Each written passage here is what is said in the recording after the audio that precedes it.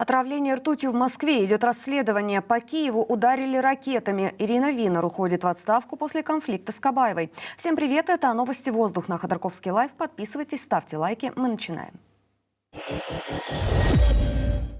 Российская армия ударила ракетами по Киеву. Вот момент одного из перелетов.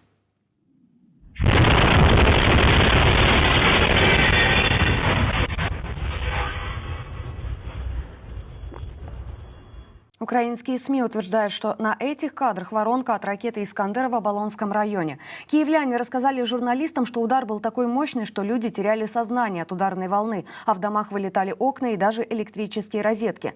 По данным мэра города Виталия Кличко, погиб 1 человек. Также подтверждено, что пострадали 4 человека, в том числе 9-летняя девочка. Однако в украинских пабликах пишут, что погибших уже 3.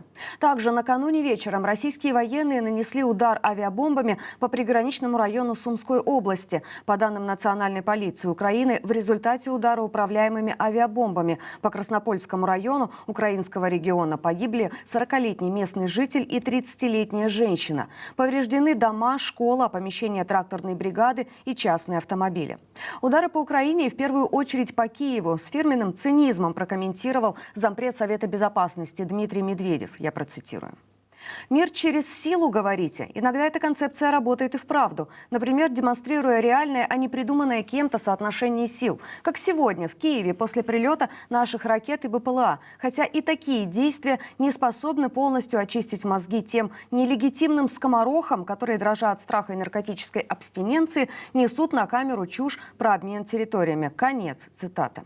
Очевидно, Медведев имеет в виду интервью президента Украины Владимира Зеленского британскому изданию «Гардиан». В нем украинский лидер заявил, что готов предложить Путину обмен захваченных районов Курской области на оккупированные Россией украинские территории. Однако Зеленский не верит в успех ни обмена, ни переговоров без поддержки этого процесса со стороны США. Интервью украинского президента прочитали и в российском МИДе. Я процитирую пост Марии Захаровой в Телеграме. В Курской области орудующих там неонацистов ждет земля без всякого обмена площадью примерно 1,2 метра и глубиной 1,5 метра. Подобные заявления Зеленский делает, чтобы скрыть истинные масштабы катастрофы для ВСУ на этом направлении. Конец цитаты. Вот такая дипломатия. В Москве расследуют отравление людей ртутью. Она оказалась в покупных пирожках. 2 человека, съевшие эти пирожки, находятся теперь в реанимации. Они в сознании, состояние стабильное. Сначала сообщалось, что пирожки были куплены в пекарне на Симферопольском бульваре. Но там не нашли следов ртути, и сейчас проверка идет в соседнем с ней магазине «Дикси». Там утверждают, что отравившиеся не были в магазине. Это проверили по камерам.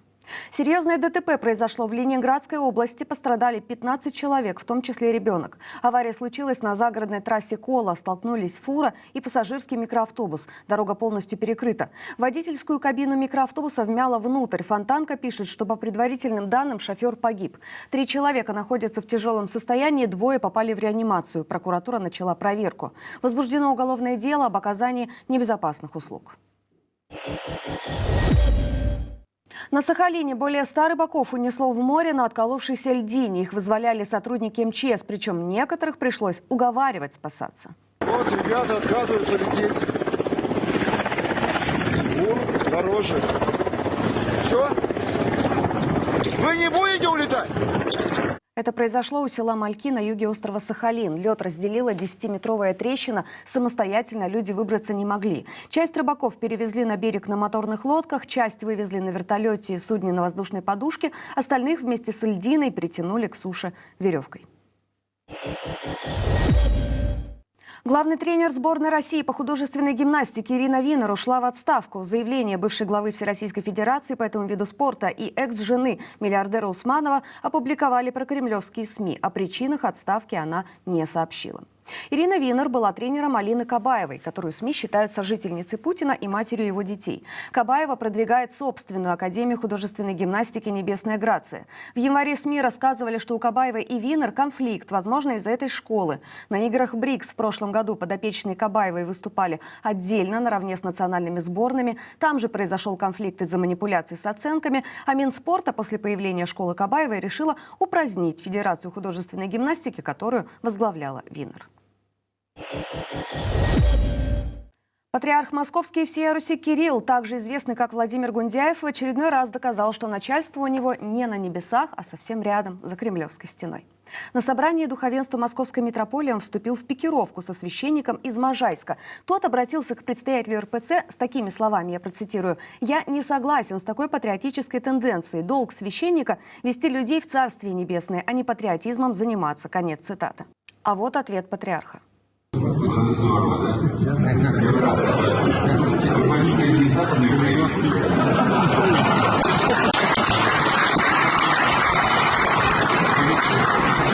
Идите, сядьте и серьезно подумайте обо всем том, что вы сейчас тут ляпнули.